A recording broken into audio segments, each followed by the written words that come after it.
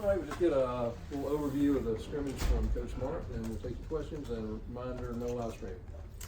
I thought we had a much more spirited scrimmage. It was still hot out there, probably not as humid as it was last time. We didn't have the rain delay this time, but they started out a lot better, started out a lot faster, a lot more competitive. Thought both ones units played better, which the twos probably didn't play as well, but there were some explosive plays in the scrimmage, and I was proud of the competitive toughness.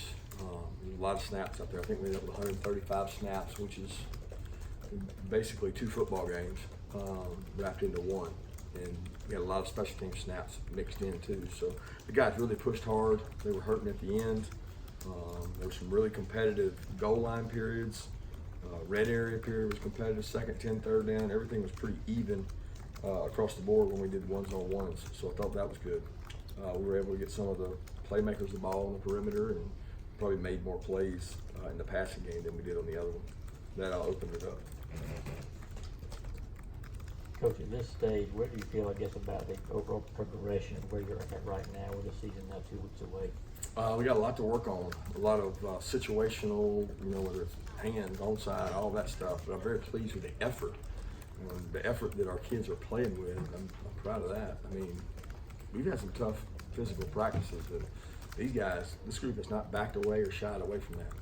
Our worst practice by far was last Saturday, and I'm not saying they was our best, but it was definitely to par with the other good practices. You are a couple of weeks solid into preseason camp, and that's really tough on the body part. How you guys holding up physically? But good. We got some guys beat up. We had a couple guys that couldn't really go today that have not been able to practice some. But knock on wood, no major injuries. They're going to have tomorrow off. Monday is going to be a light walkthrough. So this is kind of where we say, okay, we've got to start getting them back. We got to get recovery. We got to get fluids. So when you have 48 hours, we feel like you can almost recover to a full extent, and we're hoping to get everybody's legs back. You could see today, I mean, the GPS says that a guy that was running 19 is running 17. A guy that runs 21 is running 18, 19. They're hurting a little bit, but part of that is mental toughness and the grit, and they've been able to handle that. Julian Rochester was a guy, and David Marshall. Can you tell us where they're at? And I guess Nakobe Dean, he wasn't seen in the warm-up. Yeah, Nakobe's banged up. He wasn't able to scrimmage today, but he's going to be fine, we think. I mean, he got out there and moved around some, did some stuff. Julian is coming off the ACL repair, and he's practiced every day. I mean, he does some periods with us, and he does other periods with a trainer where he runs and gets his mileage up, but not as much contact stuff. So he's doing a little bit of both. And then, who's the other one? David. David does about 50% with us, 50% with the trainer. So we're just, Julian and David are both older players, 4th-year players who are not 100%. So we're trying to control their volume of reps, also giving some of the other guys reps. But they've practiced each day. Who hit on some of those explosive plays? The receivers. A lot of the receivers did. It wasn't this, last scrimmage it seemed like the backs out of the backfield had some big plays. It was the wideouts as a group. Gager had one, George had one, Tyler had one. Trey Blunt had one. We had several guys have explosive. Explosive to me is over 12, 13 yards. Kieras had a big one. So it seemed very balanced on the explosive part. Are you happy with the progress of that unit? There's been progress, yeah. I think you can always do more. That's what we're trying to do. So, I'm very pleased with that group's effort, toughness, resiliency, pushing through, contact toughness. There's some balls that probably should have been caught that weren't today, but that's probably always going to be the case. How do you manage, or I don't know, manage may be the wrong word. DeAndre Swift is a guy that had his ups and downs last year. How's he done this fall camp? DeAndre's been good. DeAndre's a good leader in that group. He's very bright. He's probably our most, and I say Brian's the most experienced because Brian has been here longer. Brian doesn't have as much volume of carry as DeAndre does, but Brian has more practice experience, probably more reps, just because you got to remember he went through a whole spring when DeAndre was still in high school. But DeAndre's been good. I want to ask you about Jarvis Jones and his role with the outside linebackers. How did that kind of come about when you guys decided to bring him on to help, and how did his relationship with good the Dell in terms of him coaching high school? Well, to be honest with you, Dale brought it about. Dale did a good job. I mean, I wasn't aware that he was done with football, and Dale just came and told me, hey, Jarvis is going to be back here in school. And I thought, oh, man, that's an awesome opportunity. I've had the fortune of Kevin Butler, Chris Samuels, so some really special players who've come back to work as undergrads. And Jarvis is here every day. A lot of times you get those guys, and they can't be all in. They either got a family, they got something going on. Jarvis is all in. I mean, he's in there to learn. He helps set the tempo, set the standard in the outside linebacker room. He demands excellence. I mean, he played the position. He knows what it takes to play it. And at that position, in that position group, you know, we have talented players, but a lot of those guys don't have any experience. And here's a guy that did it in the NFL and did it here at a high level, and he's from our state, played for one of our coaches. I mean, it's a blessing. Kirby, opening at Vanderbilt, I guess you guys have a 70-man decision to make right away in the first game. Is that going to be tougher than usual or not necessarily? It's always tough. I mean, it's tough 80, it's tough 85. It's tough when you travel 100 because whoever the 101st, 71st, 86th, it's tough. And it's going to be, you know, even tougher. But we know that what we decide there is not final. It changes week to week here. There's not a week that I think our roster was exactly the same last year. Number one, because of injury, but number two, because of effort and practice. We've had guys go, Michael Barnett didn't travel, didn't play, to going on the scout team on the defensive line, to starting on the defensive line against Georgia Tech. So, I mean, it can come full circle, but we're going to have some tough decisions to make, and we're not going to make them right now. We've got 2 weeks to finalize those choices and decisions. How much longer are you guys in camp mode? I know that even after camp's over, you kind of stay in that mode. How much longer does that last for you guys? Probably till Thursday. I mean, just we're gonna start to work on Vanderbilt early, but not too early. We got a lot of games to play besides them, and you know we're focused as coaches on game planning for them. But with the players, we're focused on getting better. Got to be careful when you have an opponent that you're going to play. If you start too early, I've been there before where they just get tired of preparing for that. They want something new. They want some new energy. So we'll probably introduce Vandy Wednesday, Thursday, and Friday. Where's the competition at punter at right now? Both guys have punted well. It's been good competition. I mean, Kamara punted well today. Reed Wright punted a couple times as well. And, to be honest, I'd have to watch the tape. All I've got stats for you. I mean, I'm a lot more worried about the hold up and the coverage right now, and then we judge the rest on tape. Going back to those explosive plays you were talking about with the receivers being the one, how much of that is Jake and them meshing more this far along? Well, I mean, I think all colleges in college football are explosive now. I'm not telling you guys they went out there and made 100 explosive plays. That's not the case. I'd be worried about the defense. I think that we've got some explosive playmakers, and we got a quarterback that throws the deep ball well. I mean, it's really one of his better passes, and they were able to connect on some of those today. Kirby, habit breaking is something you guys have talked about a lot. Where do you think the defense is in that regard, and how did they fare in that area today? I don't know how they fared today statistically because I can't compute. I don't think we fared real well today. I don't think we had some big stops. We had a couple of red area stops where I thought, man, they're just driving down the field, then boom, we hit the red area. And if we play really good in the red area, it gives us a fighting chance because we think we can score points offensively, and defensively, if we hold people to field goals, that's big. But I don't know where our havoc rate was today. I don't feel like it was where we want to be.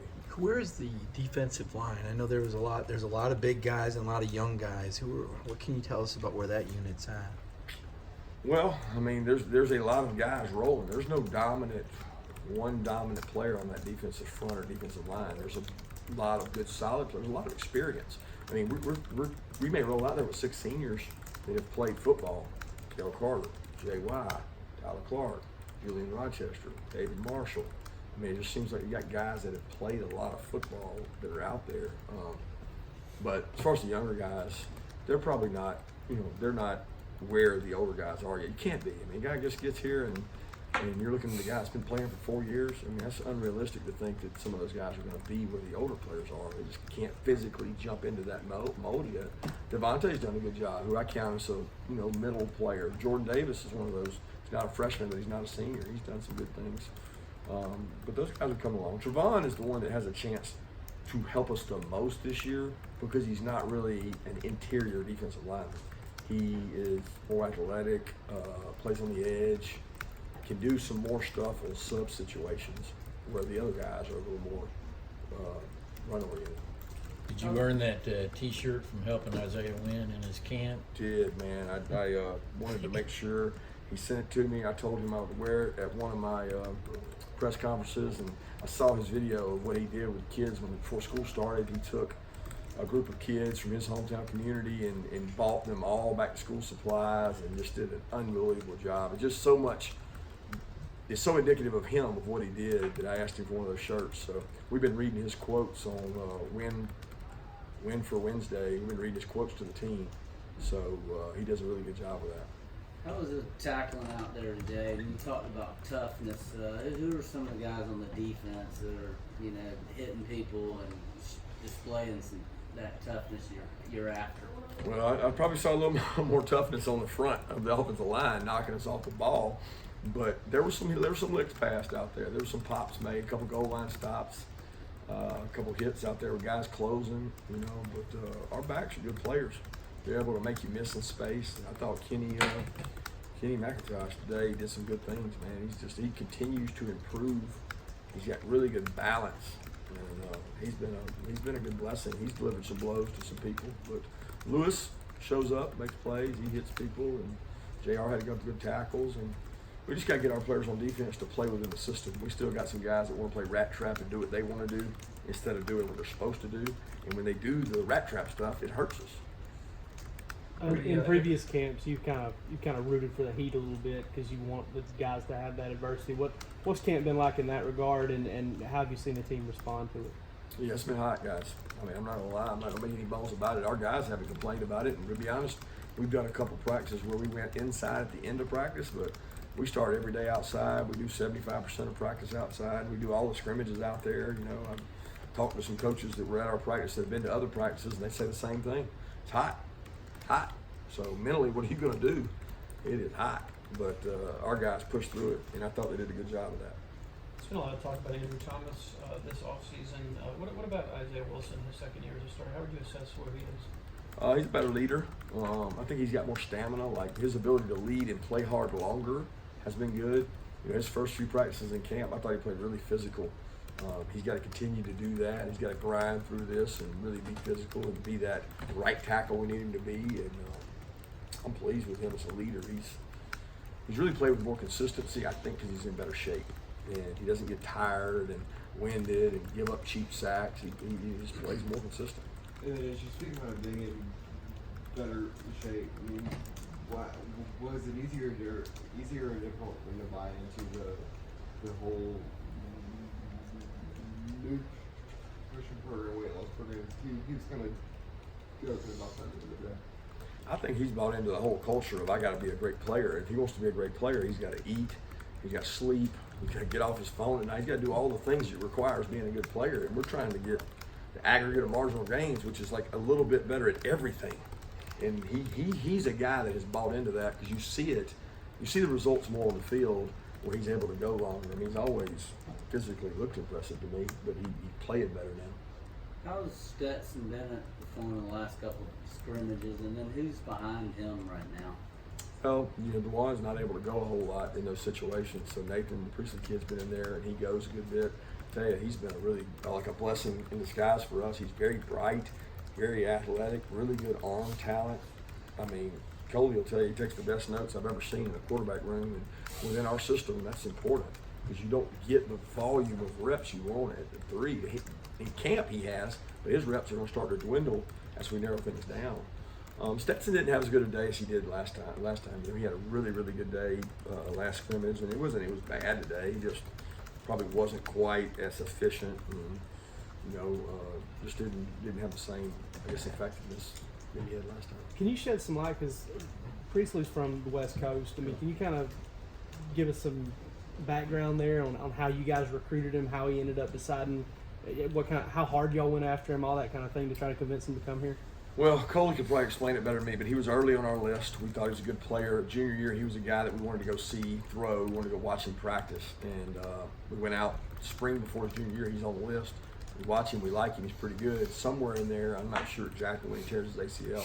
So he misses the majority of his junior year with a torn ACL. And that's basically a quarterback's make or break year because you're getting judged. Everything's based on that. So he didn't have tape from that junior year. And then his senior year, he's coming off an ACL. He played well, and I think he was going to walk on at North Carolina. And at the last minute, he found out he could come in here and be a 3 right away with the one situation, and he jumped on it. And comes from a wonderful family. Got to visit with his mom, and I mean, I'm telling you guys, he's a good player. I mean, when you watch him take his reps with the threes, the way he functions and manages the offense, we're lucky to have him. You mentioned McIntosh. How many backs travel, and is he doing things on special teams? Is that how he gets on the bus? Yeah, I didn't see him today. I mean, he had reps on special teams. I don't know how he did on those. But yeah, we don't know how many backs travel. So if we got 7 backs that are really good, we'll travel 7. If we got 10, we'll travel 10. If they can help on special teams, they'll be out there. We've traveled as few as 4, as many as 7. Prather makes that number vary because he's a really good special teams player. So those decisions we got to make are going to be tough. But somebody like McIntosh is a key to that decision because his value right now is going to be special teams initially, and he earns more value by how he plays on those teams. I think it's new for him. He's going through the Holyfield effect and the Swift effect, and can I help on these teams, and how do I do it? Because I didn't do it in high school. I don't know how to block somebody on punt. I don't know how to cover a kick. But as you train those guys, by game 5, they're better than the guy that may have done his whole life. 2 more questions?